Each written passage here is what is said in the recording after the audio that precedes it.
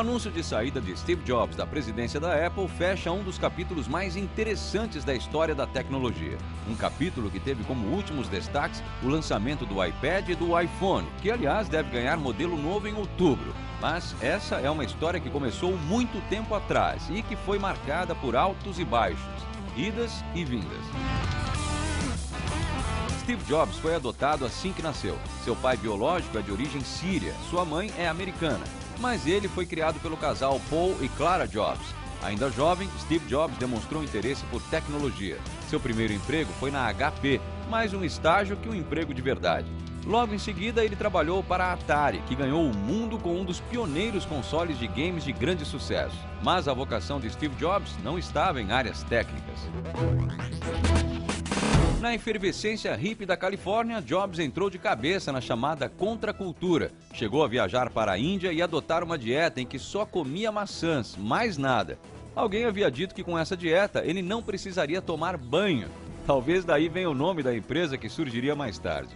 Outra possibilidade para o nome tem a ver com os Beatles. Jobs é fã do grupo e, como o selo que eles criaram também se chamava Apple, a Apple foi fundada por Jobs, Steve Wozniak e Ronald Wayne. Desde o início, a empresa levou a marca de Jobs, criando produtos arrojados como o Apple II, primeiro computador pessoal da história.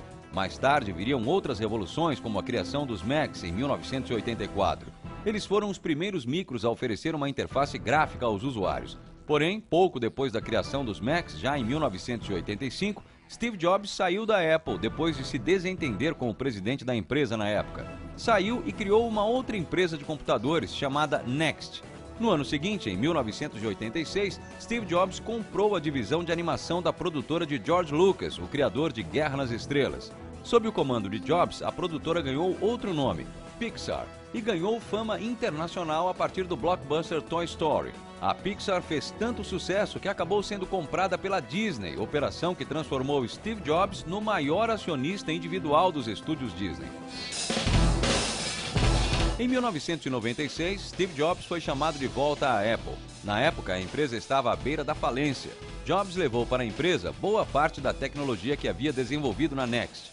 Essa tecnologia é a base, por exemplo, do Mac OS X, o sistema operacional que controla os Macs até hoje. Para evitar a bancarrota, Jobs chegou a fazer um acordo com Bill Gates e a Microsoft chegou a injetar dinheiro na Apple, além de permitir que os Macs rodassem os programas do pacote Office como o Word. Foi o que bastou.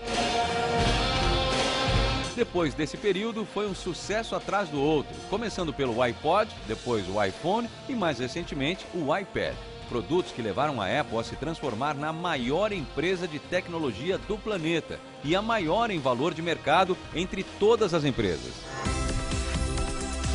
Seria uma história apenas de vitórias, não fosse a chama de um câncer no pâncreas diagnosticado em 2004. A evolução da doença levou Steve Jobs a um transplante de fígado em 2009. Apesar da boa recuperação, em janeiro desse ano ele teve de se afastar novamente por licença médica. E agora veio o afastamento definitivo.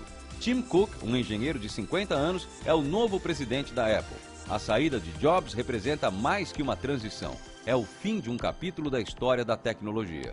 Um capítulo marcado pela genialidade e ousadia que ajudaram o mundo todo a mergulhar na era digital.